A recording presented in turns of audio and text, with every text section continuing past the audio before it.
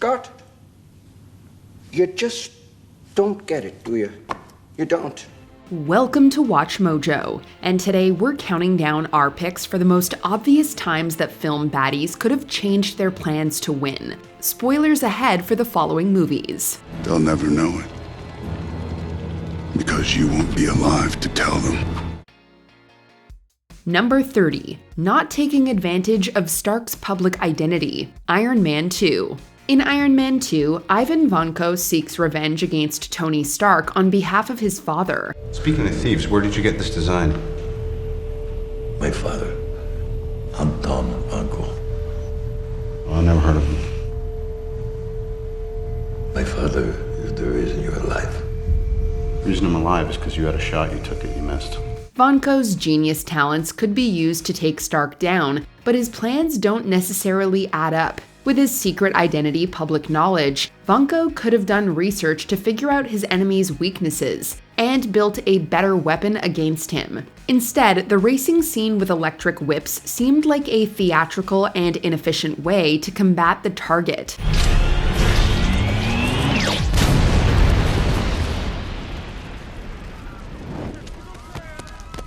Not to mention, it also relied on lots of luck to even pull off in the first place. It's yet another case of a villain not utilizing public information and intellectual prowess to gain the upper hand. Number 29. Frollo's placement and wardrobe choices. The Hunchback of Notre Dame. It's easy to call Judge Claude Frollo one of the more sinister villains in Disney history. As the arch-nemesis in The Hunchback of Notre Dame, the minister confronts Quasimodo at the top of the titular cathedral. Now, I'm going to do what I should have done 20 years ago! Frollo comes armed with a sword, but his cape and footwork get the best of him. He manages to swing onto a nearby gargoyle, but takes too much time savoring his supposed triumph, leading to the gargoyle breaking. And he shall smite the wicked and plunge them into the fiery pit. This poor choice costs him his life, proving once again that being overconfident can be a deadly mistake. Number 28. Missing the missile opportunity. X-Men Apocalypse. After being reawakened into modern times, En Sabah launches a diabolical plot against the world. Part of the plot involves sending the world's entire nuclear arsenal into space, where it can harm no one. No more swords. No more weapons. No more systems. No more superpowers. But if he was able to arrange that, why didn't he simply use those missiles to get what he wanted? He also gains control of Charles Xavier, and, in the grand tradition of villain monologuing, uses him to send a message to the world. Unfortunately, Xavier also uses it to send a message to other mutants to come fight the villain. Those with the greatest power protect those without. That's my message to the world. This of course triggers a climactic battle to stop the antagonist. He doesn't seem to know very much about being subtle or following through on a halfway decent scheme. Number 27. Kicking away every lightsaber. Star Wars Episode 1, The Phantom Menace. In maybe the finest scene of the film, Obi-Wan Kenobi and Qui-Gon Jinn face off against Darth Maul.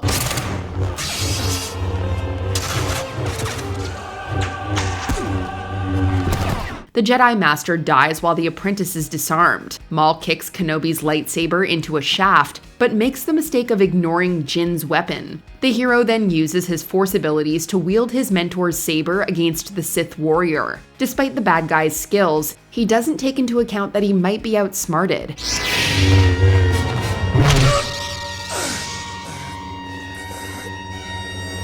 Rather than being cocky, he should have made sure there were no weapons for his enemy to possibly utilize. Number 26. Controlling the glider. Spider-Man. Near the end of Sam Raimi's first Spider-Man, Green Goblin confronts the superhero and reveals his true identity as Norman Osborn. Peter, stop! Stop! It's me!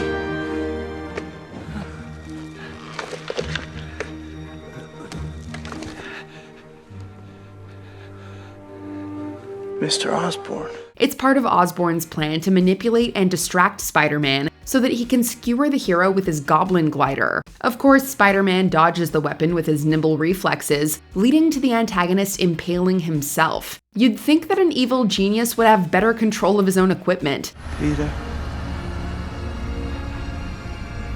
Don't tell Harry.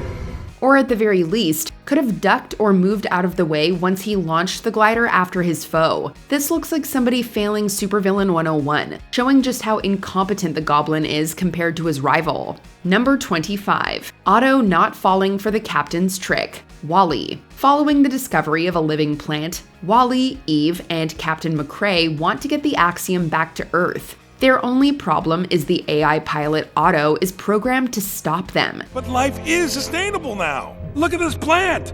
Green and growing. It's living proof he was wrong. Irrelevant, Captain. This leads the heroes to concoct a scheme to distract the robotic skipper. While it might be an all-powerful computer, the villain seems to be no match for the crafty McCrae. But how believable is it that this AI wouldn't be able to tell the difference between the image of a plant and the real thing?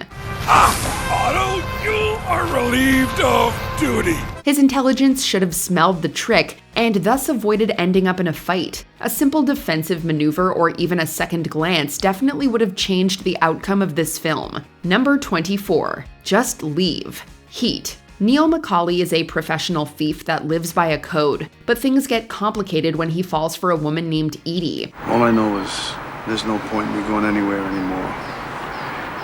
I was gonna be alone. Without you. He's all set to leave town with her until he spots a chance to get revenge, dooming him in the process. McCauley stops off at a hotel to kill former associate Waingro. This puts him in the sights of Lieutenant Vincent Hanna, with the robber having to dump his travel partner in the process. His hubris ends up sending him off course and preempting a final duel. His ticket to paradise is right in front of him, but the villain can't keep from getting back at Waingro.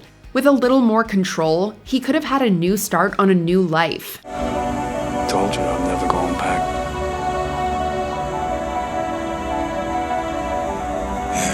Number 23. Guarding Mount Doom, The Lord of the Rings, The Return of the King.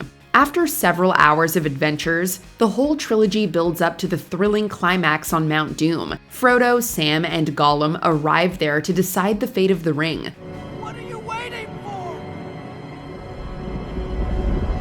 Just let it go! All that being said, you'd think that a powerful villain like Sauron could have done a better job guarding the hot zone. There could have been a few orcs around to prevent the characters from destroying the most important object in the story. Somebody obviously forgot to tell the antagonist that the best defense is a good defense.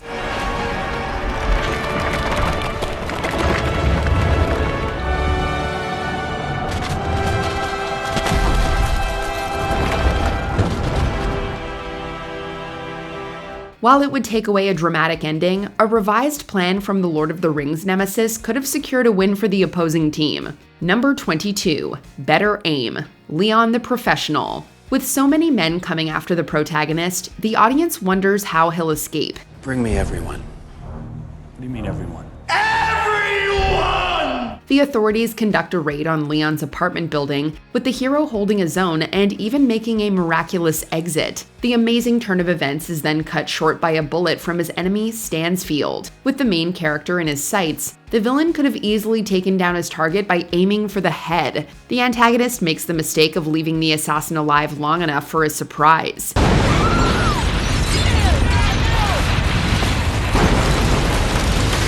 In the end, both men end up dead because the heavy got a little too cocky. Number 21. Complete the Job. Black Panther. In this acclaimed superhero film, Eric Killmonger Stevens has a claim to the Wakanda throne.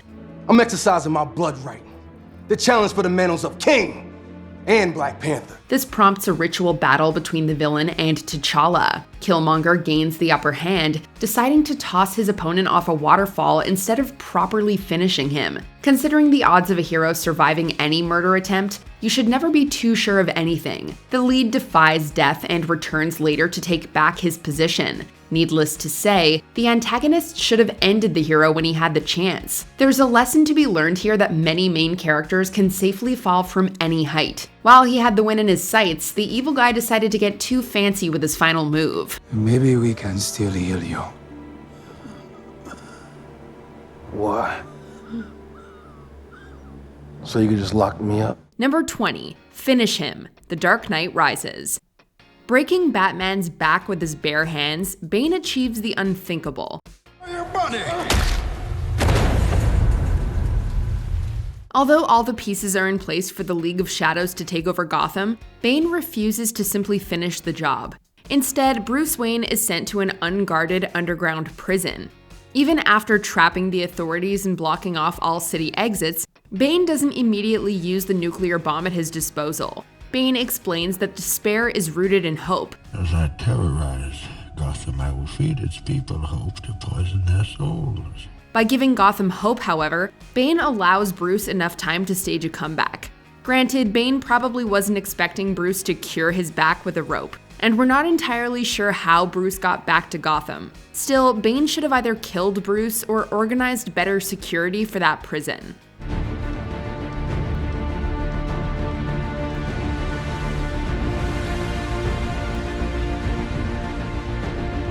Number 19. Using Teleportation War. The Pirates of the Caribbean franchise. Davy Jones has many supernatural powers, but teleportation is one ability that he definitely could have made better use of.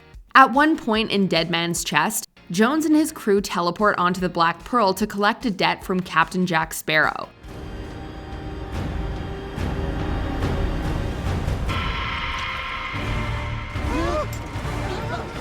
Jack manages to buy himself 3 extra days, but why doesn't Jones use this ability all the time? In At World's End, Jones teleports onto the Black Pearl's brig to confront Calypso. My sweet. Instead of reconnecting with an old flame, Jones should have used this power to ambush our heroes. This power would have been especially beneficial during his final duel against Jack. Jones could have used teleportation to sneak up on Jack and reclaim his heart, but he once again ignores his greatest advantage. You're a cruel man, Jack Sparrow. Number 18. Send another henchman. Snow White and the Seven Dwarves. To secure her title as the fairest in the land, the queen orders her huntsman to put Snow White 6 feet under. When the huntsman can't bring himself to harm the princess, however, the queen decides to do the deed herself. I'll go myself to the dwarf's cottage in a disguise so complete no one will ever suspect. But wait, wouldn't it have been easier if she just sent another henchman? Was the huntsman her only henchman? Come to think of it, the only other minion we see the queen interact with is her magic mirror. She doesn't seem to have many servants either, as Snow White was handling the cleaning. This has got to be the most understaffed monarchy in history. It's almost as if Snow White is a fairy tale that wasn't meant to be overanalyzed on the internet. Oh, wait.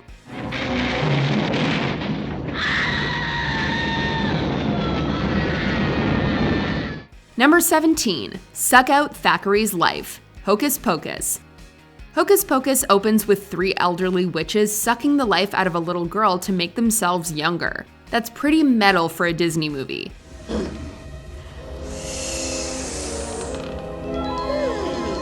Winnie Sanderson points out that the sisters could still afford to shed off a few years.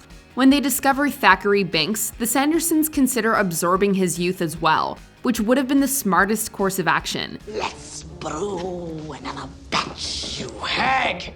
Instead, they turn him into an immortal black cat, making him live with the failure of not being able to save his sister. It's a cruel punishment, but this leaves the door open for Thackeray to one day lift his curse.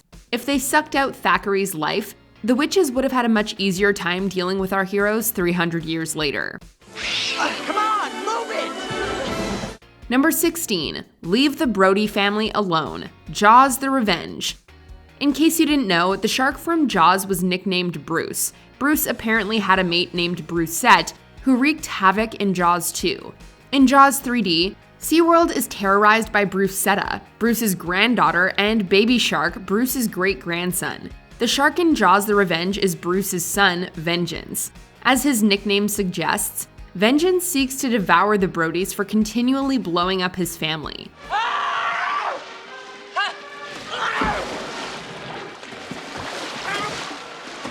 We didn't realize that sharks had the mental capacity to plot revenge. We just assumed that they were mindless eating machines. That said, Vengeance should have stayed at Amity Island. There are plenty of humans in the sea after all.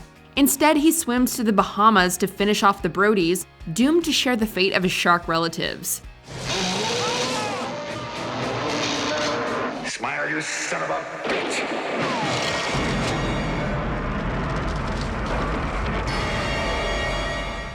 Number 15. Keep the cats, the Aristocats. With no living relatives, Madame Adelaide decides to leave her vast fortune to her cats. After Duchess and her kittens pass, Adelaide's butler Edgar will inherit everything. Cats inherit first, and I come after the cats. Me after... No, it's not fair. To make himself the sole beneficiary, Edgar tries to get rid of the pesky felines. Here's the thing though. Cats can't communicate with humans or spend money. Even if the cats inherited Adelaide's estate, they would still need Edgar to handle their finances. Edgar could have just bought a lifetime supply of cat food and then spent the rest on himself. Given the size of Adelaide's mansion, it's not like he'd have to share a room with the cats or anything. Adelaide was gift wrapping Edgar the comfiest cat-sitting job in the world, but his greediness leaves him penniless. If Edgar had only known about the will, I'm sure he never would have left. Number 14. Stop toying with the losers, the It franchise. When Pennywise encounters little Georgie, he doesn't spend weeks terrorizing him. He simply lures him towards a storm drain and takes a big bite. This seems to be its strategy for most of the kids in Derry, and even some adults. When it comes to our main characters, however, it always lets the Losers Club escape after scaring the daylights out of them. Where you going, Ed? We know that fear is the secret ingredient that makes children taste so scrumptious, but if it just ate the losers already, there would have been nobody left in Derry to stop it from preying on frightened children. We guess that the losers have a guardian angel looking out for them, or maybe a guardian turtle. Fear.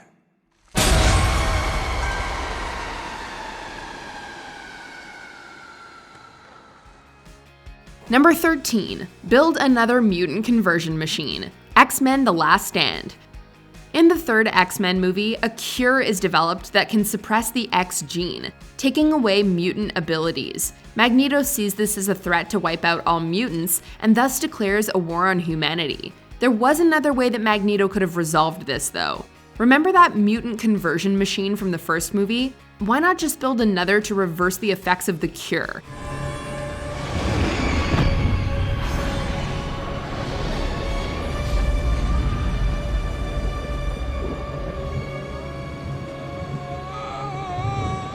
Sure, the machine wasn't entirely stable, and the Brotherhood may need to kidnap Rogue again. Working out the machine's kinks still sounds better than risking countless mutant lives in an all-out battle, however. Yet revisiting his old plan never occurs to Magneto.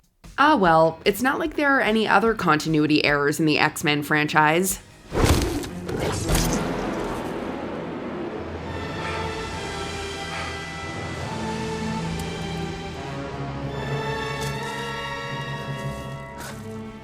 Number 12. Guard the Coffin, Dracula.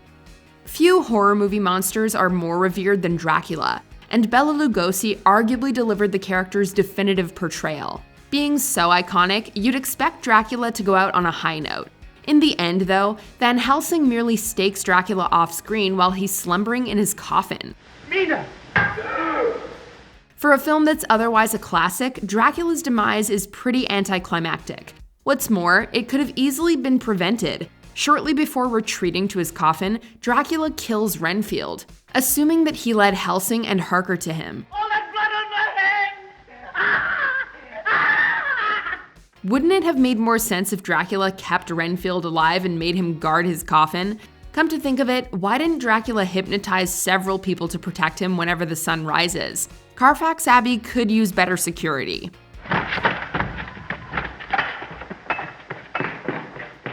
Number 11. Keeping Aladdin alive. Aladdin. After Aladdin retrieves the coveted lamp, Jafar prepares to give the street rat his eternal reward. This makes sense as Jafar wants to tie up all loose ends, and the Cave of Wonders is an ideal place to dispose of a body. What are you doing? Giving you your reward. Your eternal reward. Unfortunately, Jafar didn't count on Aladdin having a monkey up his sleeve or a magic carpet to catch him. The irony is that if Jafar didn't double-cross Aladdin, he might have won. Had Jafar helped him out of the cave instead, Abu wouldn't have stolen the lamp and Aladdin wouldn't have unleashed the genie. He's long gone with that lamp. Why, you hairy little... Most importantly, Aladdin wouldn't have learned the price of being an all-powerful genie, which he uses to trick Jafar in the climax. I'm getting out of here. Phenomenal cosmic powers. Come on, you're the genie. I love Itty bitty living space. Number 10. More agents, less assimilation. The Matrix Revolutions. Neo may be the one, but Agent Smith levels the playing field in the third Matrix by absorbing the Oracle's powers.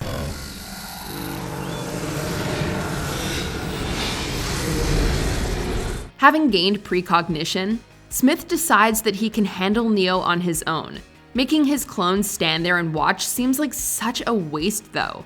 Neo can barely hold his own against the main Smith, so imagine how much quicker the fight would have been if every clone joined in. This is my world! My world!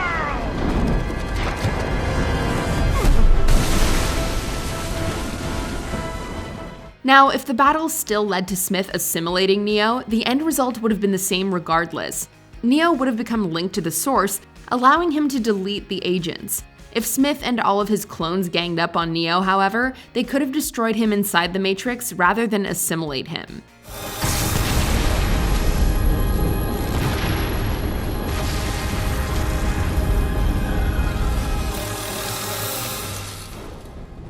Number 9. Go after baby Sarah, the Terminator.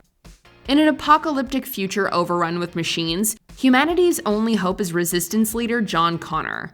To prevent John from being born, Skynet sends a T-800 back to 1984 to take out his mother Sarah.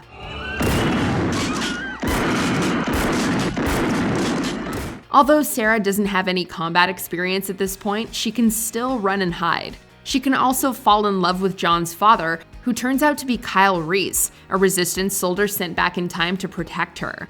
Like a robot? Not a robot. Cyborg. Skynet should have sent the T-800 back to the 1960s to pursue Sarah as an infant. Yeah, going after a defenseless baby is unspeakable, but Skynet is a soulless entity. In the Terminator Genesis timeline, a T-1000 does pursue a 9-year-old Sarah, but a baby would have been an easier target nonetheless. He's the only person who has always been there. Number 8. Snap all the heroes. Avengers Infinity War. In one of cinema's bleakest cliffhangers, Avengers Infinity War concludes with Thanos snapping half of all life in the universe from existence. Many heroes turn to dust in the process, although about half remain alive to fight another day. If Thanos wanted to guarantee his triumph, he should have made sure all of the Avengers perished. We guess the universe wouldn't be balanced without any heroes, but then nobody could have reversed the snap.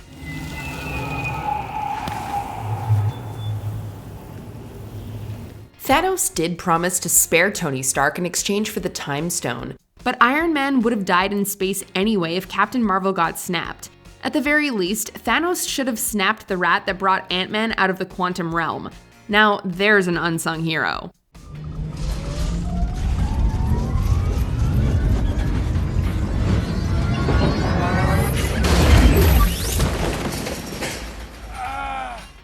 Number 7. Take Simba out yourself, Scar. The Lion King. After hurling Mufasa to his death, Scar convinces Simba that he's responsible. Scar tells Simba to run away, but then he immediately sends his minions after the lion cub. Run away and never return. So why didn't Scar finish off Simba himself and cut out the middleman? Or the middle hyena in this case? We'd say that Scar didn't want to get his own paws dirty, but he literally threw his brother off a cliff a few minutes earlier. Long live the king.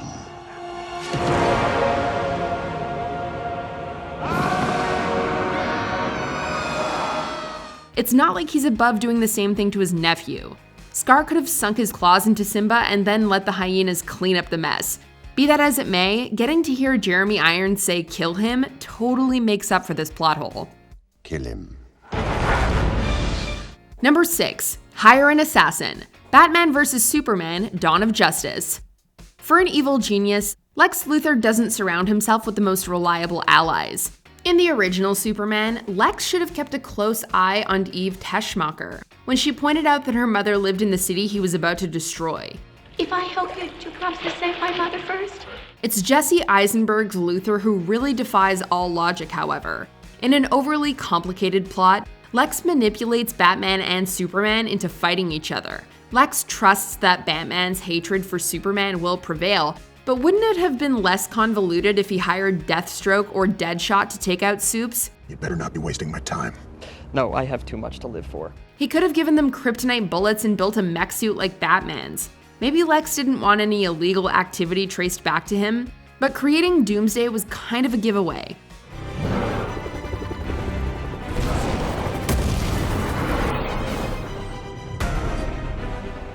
Number 5. Come better armed. Home Alone.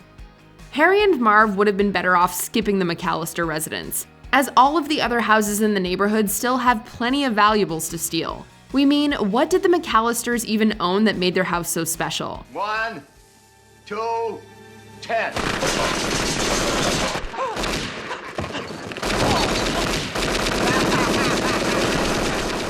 Some mannequins and a Michael Jordan cutout? If robbing this one house was that important, they could have at least brought more than a couple of crowbars. Hello. We don't think Kevin's paint cans and tarantula would have fared well against a firearm. Seemingly having learned his lesson, Harry doesn't underestimate Kevin in the sequel, and arms himself with a gun. Even then, however, he waits until the climax to pull it on Kevin.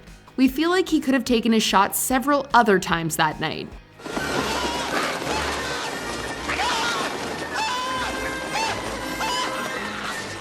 Number 4. Block off the reactor. Star Wars Episode 6: Return of the Jedi.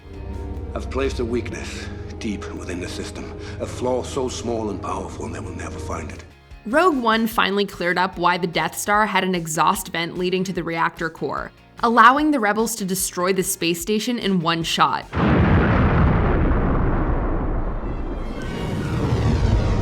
Nevertheless, it doesn't explain why the Empire makes a similar mistake in Return of the Jedi. To be fair, the Empire does fix the exhaust vent issue, meaning the rebels can only attack while the second Death Star is under construction. The Empire even builds a shield projector on Endor to keep the rebels at bay.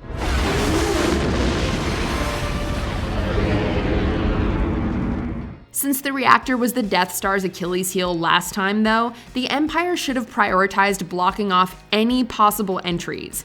Instead, they add a giant pathway to the reactor, which arguably makes it an even easier shot than before.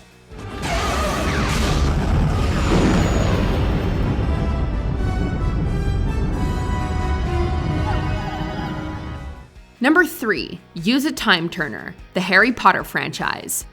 Voldemort takes numerous precautions to ensure his victory, even splitting his soul into several Horcruxes. For someone who's always thinking ahead, stealing a time turner apparently never crossed Voldemort's mind.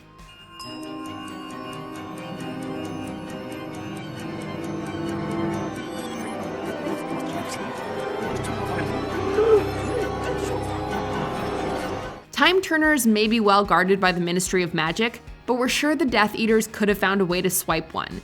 Lucius Malfoy even got a job at the Ministry later down the line. If the Death Eaters had a time turner on hand back in 1981, they could have traveled back a couple of hours and prevented Voldemort's fateful encounter with baby Harry. Actually, there are a lot of instances where the villains, as well as our heroes, could have benefited from time turners. Too bad most of them got messed up in 1996. What's he talking about, Harry? I know. Honestly, Ron, how can somebody be in two places at once? Number 2. Get rid of water. The Wizard of Oz. Backing Dorothy and her friends into a corner, the Wicked Witch prepares to set the Scarecrow ablaze. Dorothy puts out the flame with water, and the witch gets caught in the crossfire.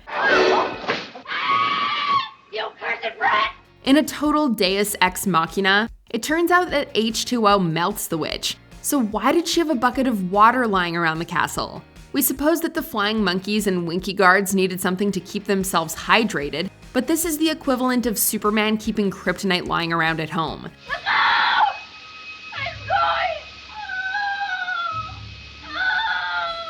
The witch would have had a clear road to victory if she didn't stalk her one weakness. Let's just go by the Wicked mythology and assume that this was all part of Elphaba's plan to fake her death.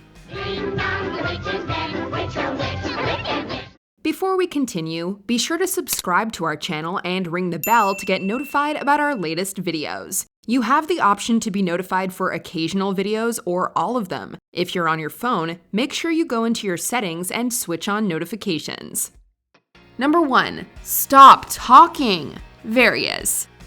This is such a common villain trope that we couldn't limit it to one movie. When you have to shoot, shoot, don't talk. Tell us if this sounds familiar. A villain traps the hero with no clear escape route in sight. Rather than kill the hero while they're vulnerable, the baddie delivers a long-winded speech detailing their plan and/or backstory. After they're done monologuing and gloating, the villain still doesn't kill the hero, wanting to torture them instead. You sly dog! You got me monologuing, I can't believe. In the event that the villain does try to kill the hero, they don't confirm that they're dead. Wait, aren't you even gonna watch them? They could get away. No. I'm going to leave them alone and not actually witness them dying. I'm just gonna assume it all went to plan. What? This gives the hero more than enough time to break free and thwart the villain's plan. So many villains would have won if only they learned how to shut up, particularly the ones in James Bond movies. I can't hear you, James.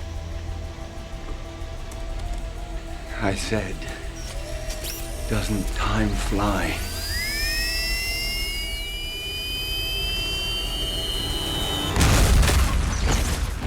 Did we forget another movie villain who screwed up their winning plan? Let us know in the comments. Any dreams you have, or plans, or hopes for your future, I think you're gonna have to put that on hold. For the rest of your life, you're gonna be looking over your shoulder. Did you enjoy this video? Check out these other clips from WatchMojo and be sure to subscribe and ring the bell to be notified about our latest videos.